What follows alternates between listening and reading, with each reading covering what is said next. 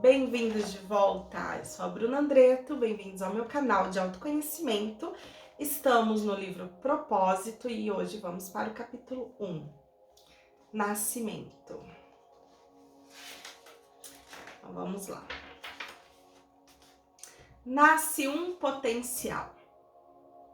Neste plano físico, para fazermos uma viagem, precisamos de um meio de transporte. No que diz respeito ao trânsito da alma rumo à consciência divina, precisamos passar pela consciência humana. E para vivermos essa experiência aqui na Terra, usufruindo de uma personalidade humana, se faz necessário um veículo, pois o espírito não teria como viver tal experiência sem um ego e um corpo. Assim, nascemos com um corpo e com uma estrutura psíquica projetada para desenvolver um ego. O ego e corpo formam um veículo, um instrumento projetado para que o espírito possa viver essa experiência material. Só aqui a gente já entra naquela perguntinha que todos me fazem. Então, para que serve esse ego se eu tenho que soltar o ego, se o ego que tá ferrando com tudo na minha vida? Então, aqui tá a resposta. Nós precisamos do ego. O ego é importante. O ego é a nossa personalidade. O ego é o meu senso de individualidade. O problema tá quando eu acredito ser este ego. O ego é ferramenta do espírito. Eu preciso do ego para me comunicar. Eu preciso do ego para ter esse senso de personalidade, individualidade. Sou mulher, sou mãe, sou esposa, sou brasileira, sou a Bruna. Entende? E através das experiências da Bruna, o meu espírito se expande, se aprimora, consegue experimentar a vida. Então, assim, o ego é importante. Só que eu não posso me identificar com ele, porque em última instância eu sou um ser espiritual eterno. Então, quando eu esqueço que eu sou um ser espiritual eterno, os probleminhas do ego, o medo, a raiva se tornam gigantes. Eu entro naquela dor do ego e o meu mundo acaba. Eu me saboto porque eu esqueço que eu sou um ser eterno. Então aquele medo do ego, eu me identifico com aquilo e não vou atrás de realizar os meus sonhos, eu não vou na minha empolgação. As inspirações que eu tenho para mudar de país, de profissão, de relacionamento, seja o que for, que a minha alma está me intuindo a fazer, eu me travo, eu me bloqueio. Por quê? Porque o meu ego tem ali memórias de medo, de frustrações, eu acredito nessas memórias. Então, quanto mais eu me identifico com esse ego, mais eu vou me limitando. Mas o ego, sim, é importante. O ego, sim, precisa ser fortalecido de uma forma positiva. O ego, sim, precisa ser entendido que é uma ferramenta necessária para a manifestação da minha alma. É uma ferramenta a serviço do espírito e não o contrário. Não é a gente que tem que servir o ego, e sim o ego nos servir. Ficou claro? Deixa alguma perguntinha aí se ficou mais confuso. Vamos continuar. A alma é a porção individual do espírito que se manifesta através do veículo. Ela é a ponte entre os planos materiais e espirituais. A alma acompanha o ser em toda a sua jornada evolutiva, por meio dos ciclos de morte e renascimento, e deixa de existir quando a consciência individual se expande e se funde na consciência cósmica. Lembrando que este vídeo são para pessoas que têm o paradigma espiritualista. Essa é a forma que a consciência encontra para se expandir através do ser humano no plano material. Assim como uma planta nasce e cresce a partir de uma semente, a consciência cósmica se manifesta e se expande através de uma consciência individual. Neste sentido, o ego é como uma semente que é plantada na terra, com o objetivo de se desenvolver, amadurecer e gerar frutos. essa semente traz consigo um potencial divino que irá se expressar de maneira particular por meio de cada um de nós. Existem muitas definições para a palavra ego. Aqui me refiro a ela como um princípio da individuação, ou ainda como o princípio da ideia de eu. Apesar de ter uma função muito importante no projeto divino de expansão, cuja meta, em última instância, é restabelecer o estado de unidade, o ego também representa o nascimento de um senso de separação. Ou seja, o princípio da ideia que somos separados uns dos outros. Por termos um corpo, uma forma, a mente cria a ilusão de separação. De fato, no nível físico, o que é o nível das aparências, estamos separados. Mas no nível de espírito, somos apenas um. Então existe uma única consciência, que é essa unicidade. E essa consciência vai se fragmentar em diversas personalidades para experienciar a si mesma, dando a ideia de separação. Então eu sou a Bruna, você é o João, a Maria, você é branca, outro é japonês, outro é negro, outro é sei lá o que, entende? Então, esse nível de separação que a gente acredita estar separado, porque estamos manifestando o nosso ego, um é São Paulino, outro é corintiano, palmeirense.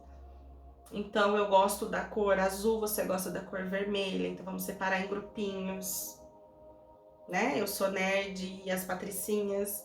Desde a infância, a gente vivencia esse senso de separação na escola. Né? Como eu disse, meu filho tem 11 anos, então assim, ele já me passa isso muito claro. Eu falo, vai lá brincar. Não, mãe, cada um brinca com o seu grupo. A gente não pode chegar no grupo do outro. Eu falei, por que não pode? Porque já existe esse senso de separação, porque eles estão fortalecendo a personalidade deles e tem essa necessidade de pertencer em grupos. Então, quando a gente acredita nisso, a gente acredita também que eu posso fazer mal para você e que tá tudo certo, que isso não vai me afetar. Se o outro tá passando fome, se o outro tá passando por um problema e eu não, então tá tudo bem eu ficar aqui na minha zona de conforto, é o outro que tá passando. Eu não vou me meter na vida do outro. Entende o que eu tô querendo dizer sobre esse senso de separação?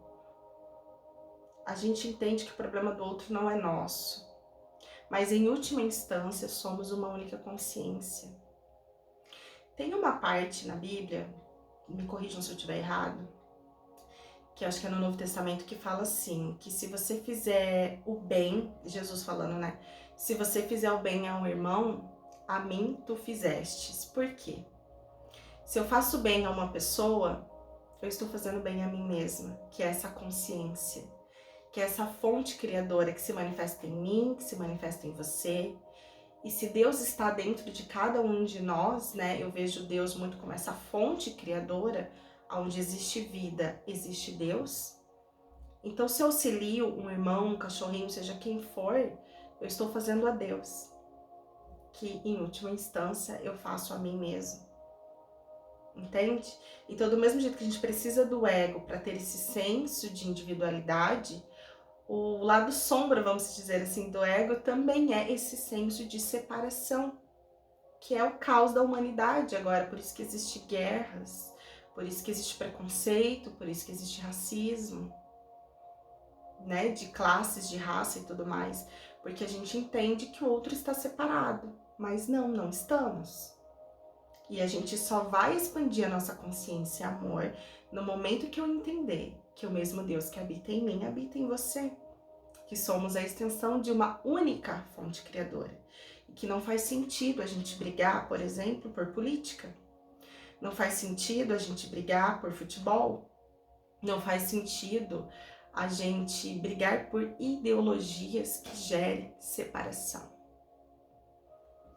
Mas isso é assunto para outro vídeo, senão fica muito polêmico. Vamos continuar. Entretanto, essa ilusão faz parte do jogo divino aqui na Terra e está a serviço da expansão da consciência.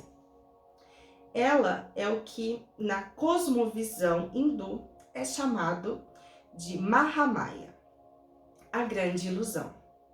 Ao mesmo tempo em que encobre nossa visão com o véu da dualidade, Mahamaya é também a nossa grande professora. Através dela, aprendemos aquilo que precisamos aprender. E aos poucos vamos começando a enxergar além de Mahamaya. É uma distorção da realidade que pode tomar muitas formas, e entre elas a forma do egoísmo, a doença do ego.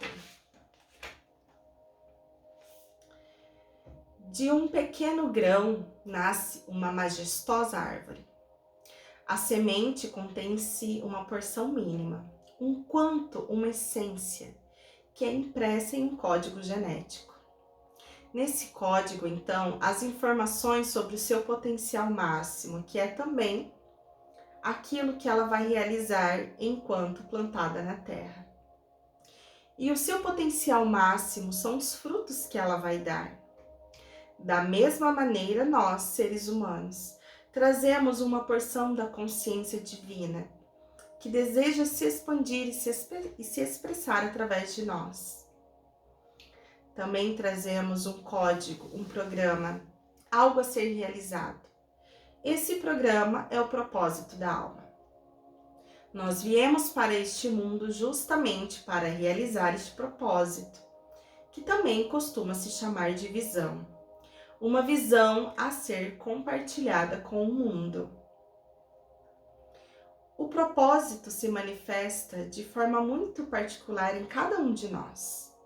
Cada alma individual chega aqui com um programa específico a ser realizado. E esse programa, o propósito individual, está alinhado com o propósito maior da vida. Estou me referindo ao que na sabedoria milenar do yoga é conhecido como Dharma.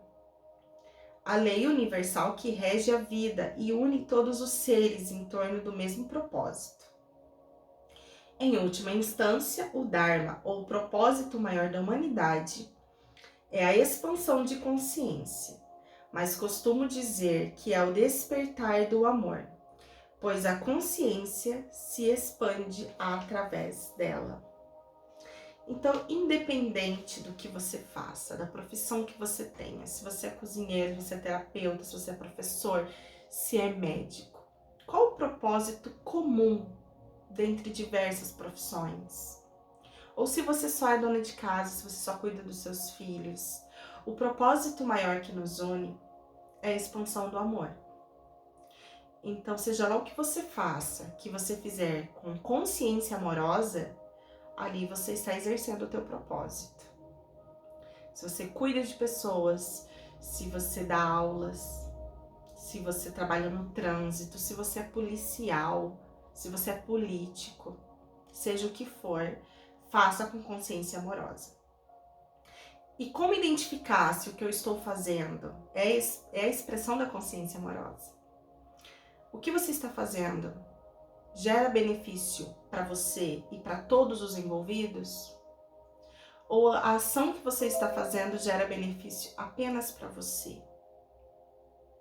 Pense sobre isso. As escolhas que eu vou fazer com um cargo de responsabilidade, que vai ser uma responsabilidade pequena ou grandes responsabilidades, as escolhas que eu estou tomando, eu estou baseando ela no egoísmo, de pensar somente no meu benefício, ou eu estou tomando escolhas baseando num bem comum, o que é bom para mim e para todos os envolvidos. Então traga isso para a prática, né? A grande intenção que eu tenho em compartilhar esses conteúdos é justamente isso. O que está escrito aqui em todos os livros que eu vou estar passando para vocês, que eu consigo trazer na prática, no meu dia a dia. Então, no teu meio, dentro da sua casa, na profissão, no lugar onde você exerce a sua luz, coloca isso. Eu estou agindo com consciência amorosa? Tem amorosidade nisso que eu tô falando? Tem amorosidade nisso que eu estou fazendo? Tá trazendo benefício para mim e para todos os envolvidos? Se você tá conseguindo fazer isso, você está exercendo o seu propósito, que é a expansão de consciência amorosa. qual é o propósito? É saber o que viemos fazer aqui.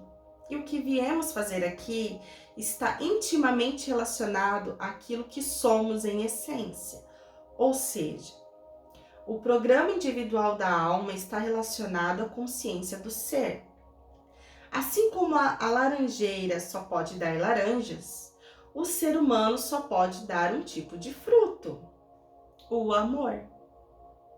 Pois o amor é a sua essência.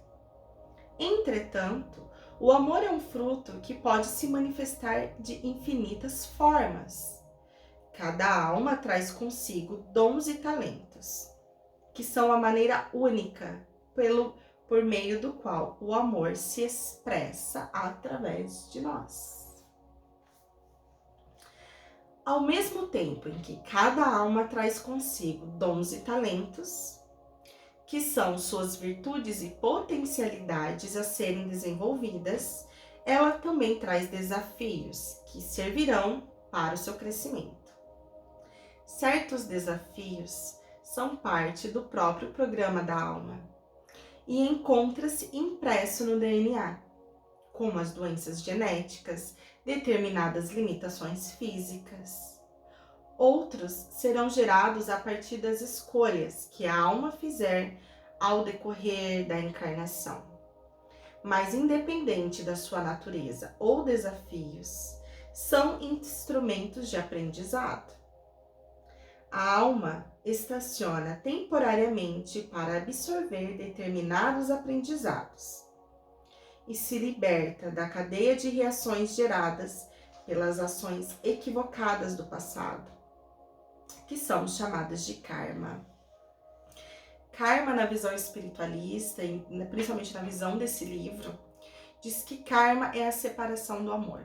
Então, todas as ações equivocadas, ignorantes, que me separou do amor, em outras vivências, né, para quem acredita em reencarnação, então em outras vivências cometemos crimes contra nós mesmos e outras pessoas.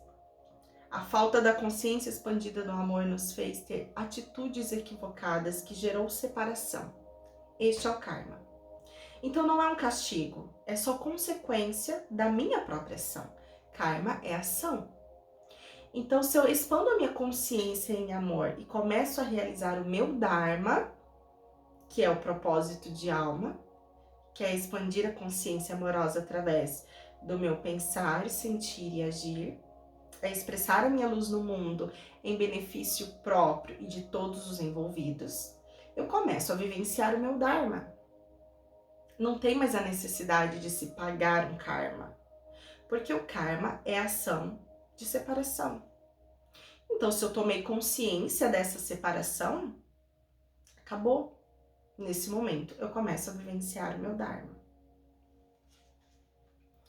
Essa palavra sânscrita significa literalmente ação, mas se refere a uma lei cósmica, a lei de causa e efeito, ação e reação, que determina que todo efeito tem uma causa.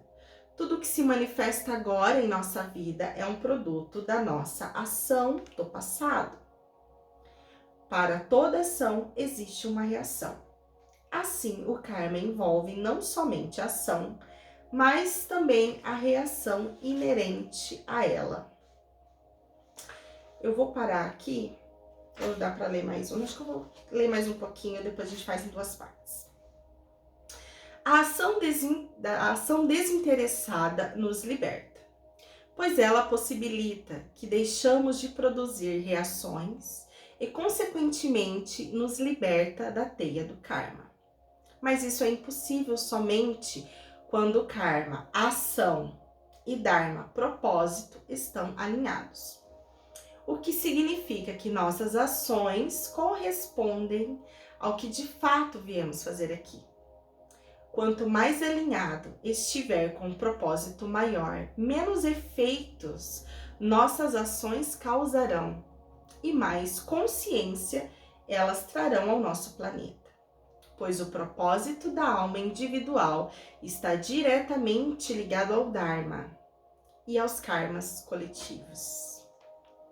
Vamos finalizar aqui, depois a gente vai fazer a segunda parte, porque eu acho que já é um conteúdo bem profundo a se pensar, né? Pensar aí sobre o seu karma, sobre o seu dharma, sobre as ações egoístas que você tem vivenciado, sobre o seu propósito, que é expandir a tua consciência amorosa através do seu pensar, sentir e agir. Então escute novamente esse vídeo, vai realmente assimilando cada ensinamento profundo que tem aqui e vai aplicando em si mesmo. O objetivo é esse, é você absorver o conhecimento e aplicar e trazer transformação para a tua vida, certo? Então a gente se vê na próxima. Se você gostou, deixa um comentário, curte. Se tem interesse nos processos terapêuticos, vai dar uma olhadinha lá no Instagram e a gente conversa. Então a gente se vê na próxima. Beijo. Tchau.